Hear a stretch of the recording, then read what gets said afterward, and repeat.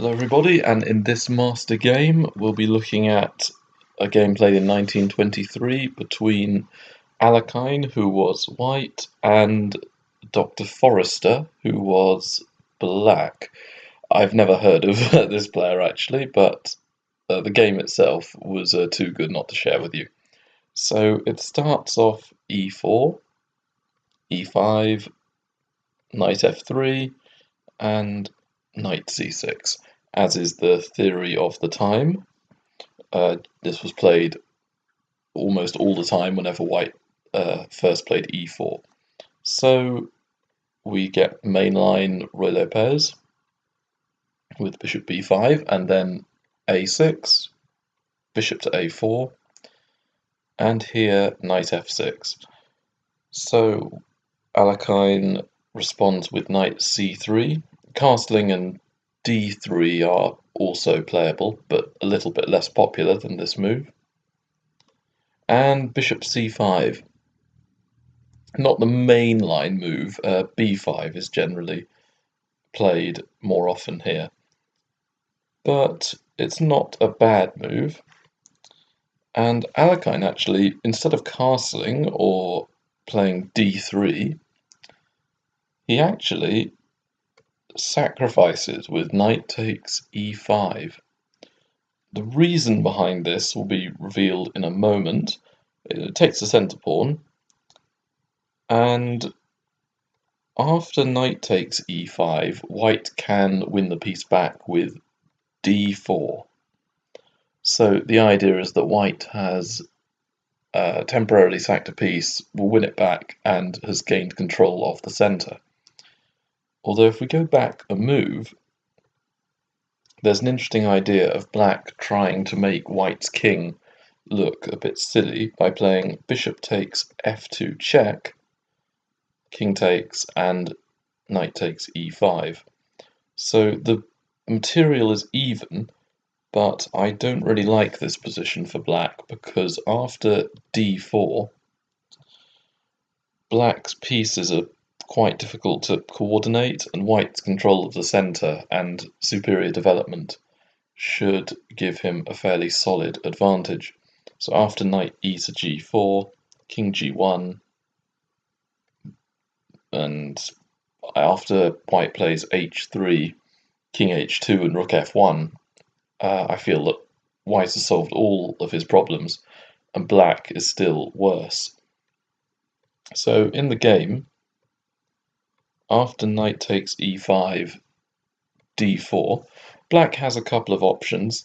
The recommended move by theorists and the computer is bishop d6. After white now captures the knight, the bishop can capture the pawn, and black is threatening to wreck white's pawn structure with bishop takes c3 check.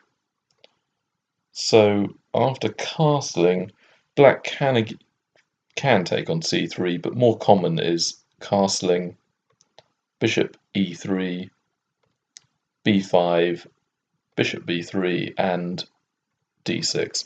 So we get an interesting line of the Ruy Lopez where I feel that black is slightly better than in the main line Ruy Lopez.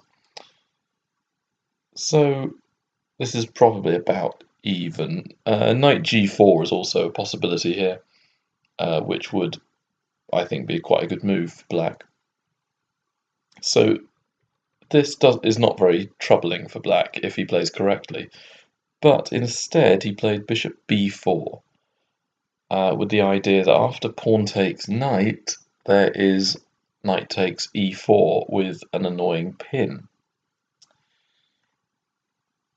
But Alekhine then just develops with queen d4, knight takes, and pawn takes. So he's wrecked his pawn structure, but the move now played by Forrester is just bad. It's a blunder. You have several options. The best move, according to the computer, is c5. It looks a bit strange and artificial, but after the queen moves, let's say to e3, queen a5 does solve almost all of black's problems. White is still better after pawn takes bishop, queen takes b4, bishop d2, queen takes bishop, queen takes c5. Black can't castle, but I'd say it's much better than the game, and black does have chances after queen e4 check, bishop e3, queen takes g2, and castles queenside. So this is quite a double-edged position. If black can survive for, let's say, 5 more moves, generally black's doing quite well. If, however, white can break down black's defences quite fast, then white is clearly winning due to the better mobility of the pieces. So I would argue that white there was winning, but the computer doesn't agree. I would say the computer doesn't understand the long-term positional aspect of it. But here, a better move, in my opinion, is just bishop e7.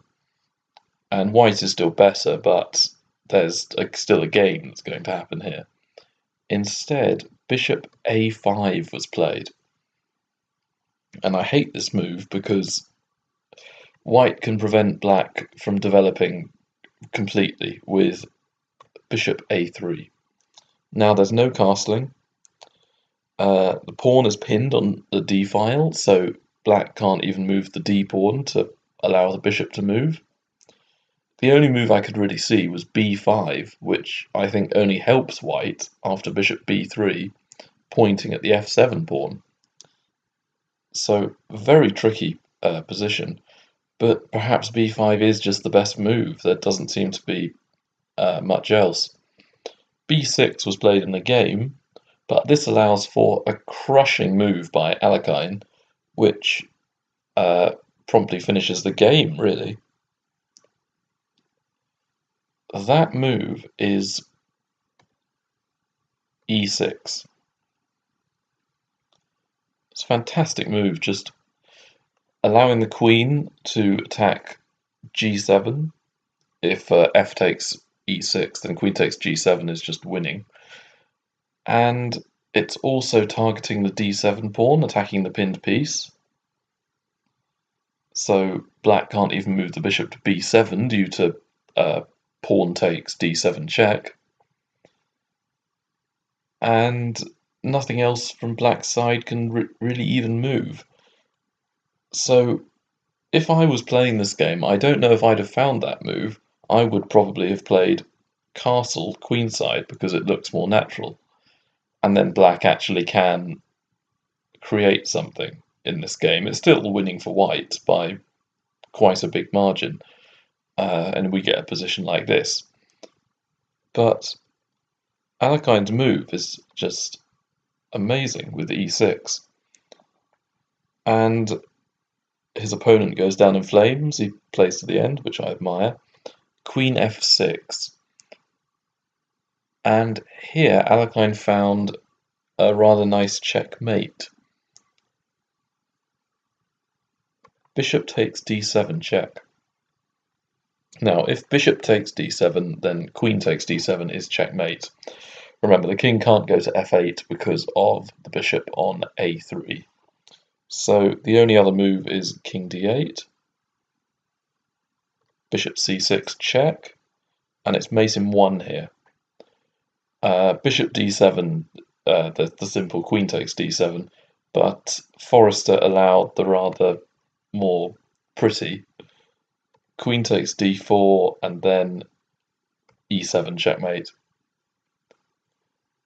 So in this game, the main thing I wanted to sort of show in this game is how, with just a small mistake after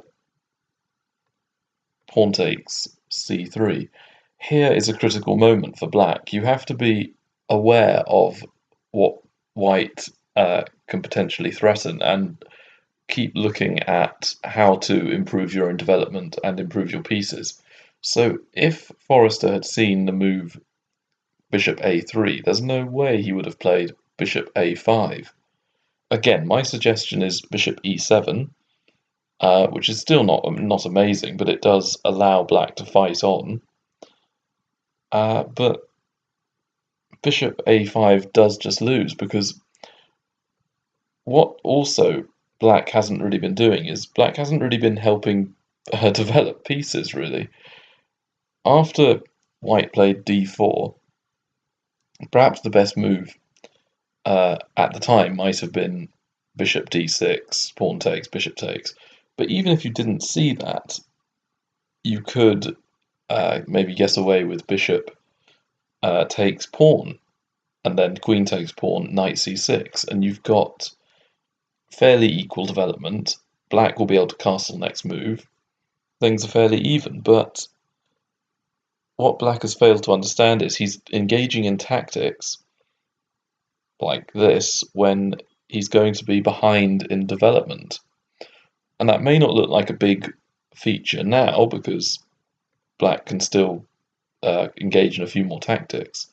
But once the storm has abated, once everything has settled down after bishop a5, white's development really is highlighted. After bishop a3, white's developed all the minor pieces left.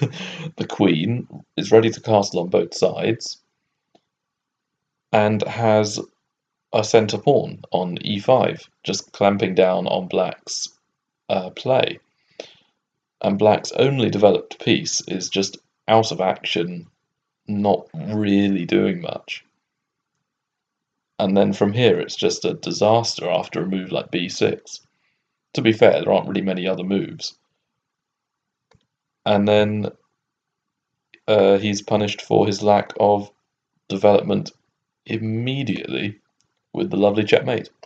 So, I hope you like this video, comment, like, subscribe, and see you next time. Bye.